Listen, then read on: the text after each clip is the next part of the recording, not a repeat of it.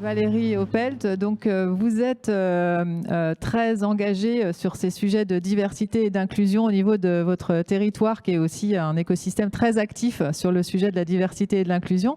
Est-ce que vous pouvez nous donner quelques témoignages sur ces engagements et comment ils se concrétisent au niveau de votre territoire Loire-Atlantique ? Oui, alors évidemment très engagée en tant que députée, puis en tant que citoyenne, hein, tout simplement. Lutter contre la société qui exclut, c'est aussi s'engager sur le combat pour le handicap. Alors c'est mon engagement en tout cas en tant que députée et faire en sorte que les personnes en situation de handicap puissent avoir les mêmes droits que toutes et tous. Donc ça passe évidemment par des initiatives territoires. J'en ai en tête.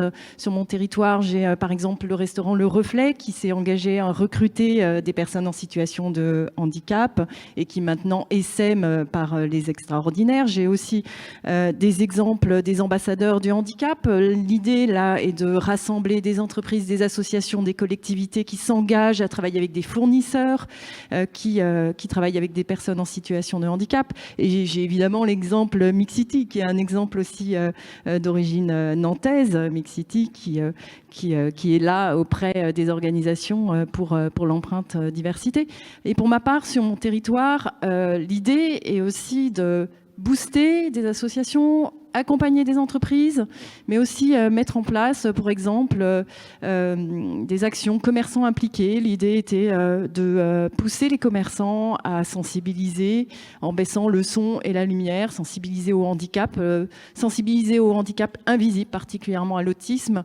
Il ne faut pas oublier que 80% du handicap, c'est le handicap invisible. On l'oublie souvent, c'est vrai qu'on pense beaucoup au fauteuil roulant lorsque l'on parle de handicap.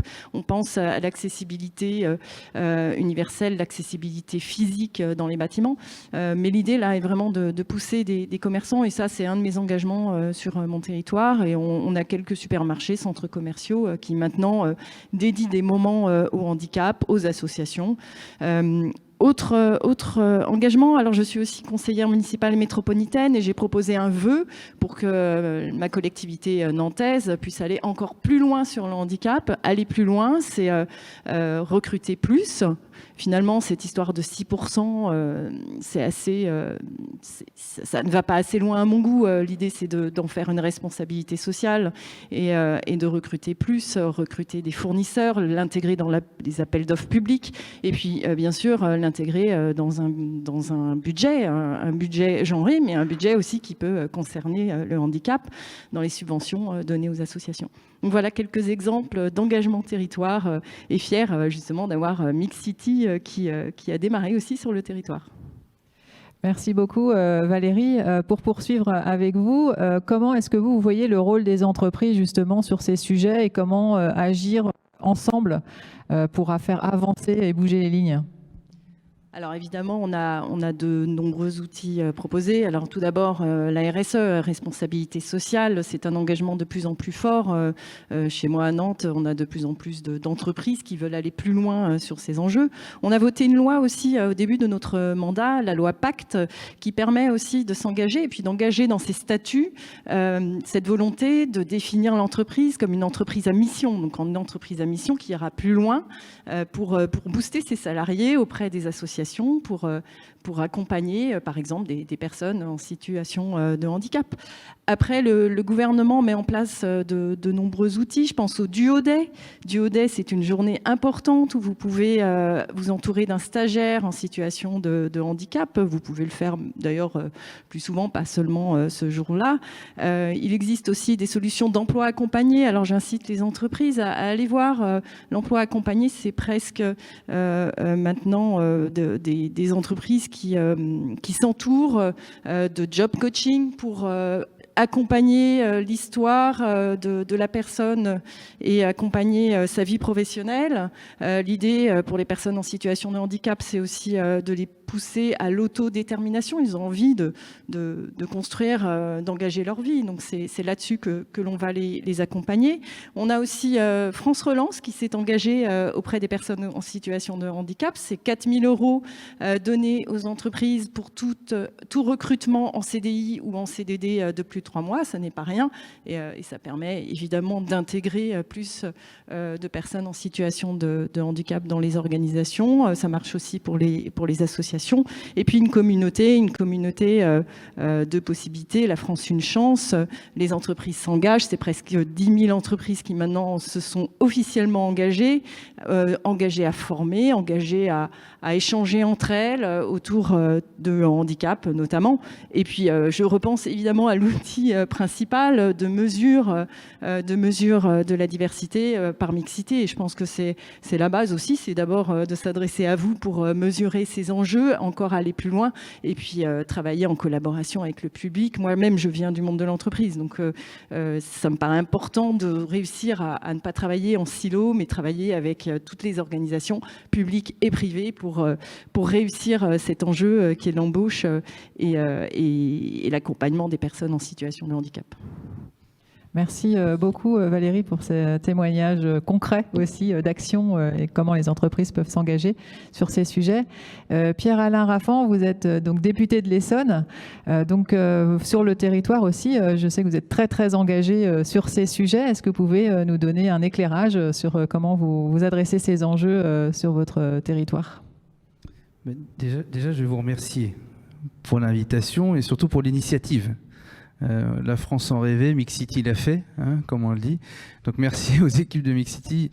Clin d'œil à une femme qui m'inspire et que j'admire, qui est Dominique Crochu.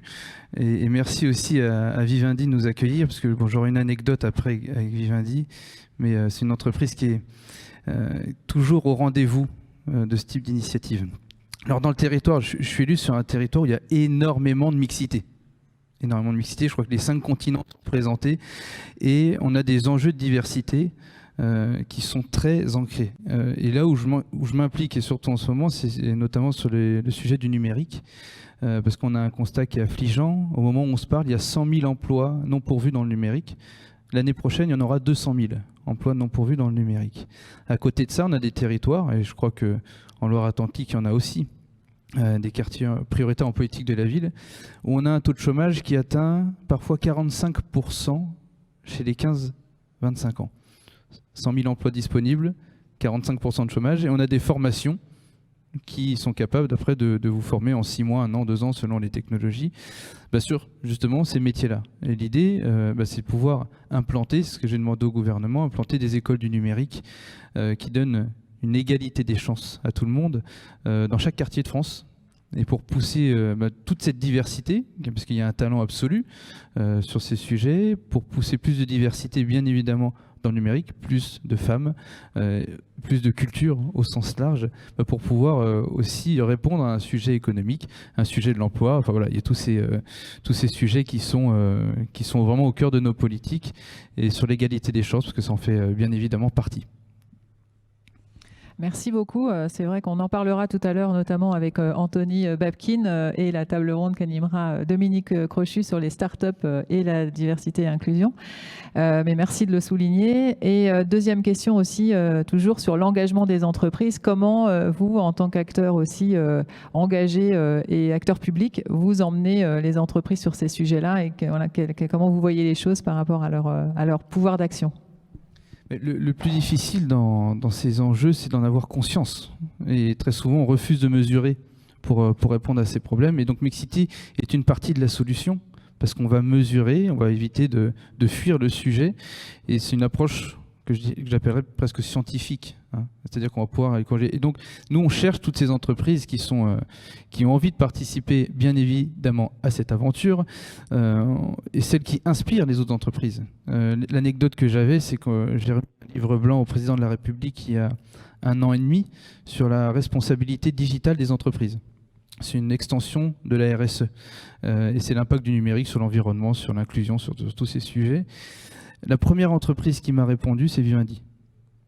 Et j'ai eu l'honneur même d'être reçu dans ses locaux par un certain Arnaud de Puyfontaine, qui m'a reçu pendant 1h30. Ce n'est pas rien pour pouvoir aussi s'engager, nous donner aussi ses idées sur ces sujets.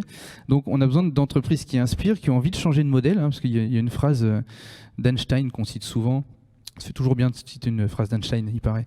La folie, c'est de recommencer à chaque fois les mêmes choses et de s'attendre à un résultat différent.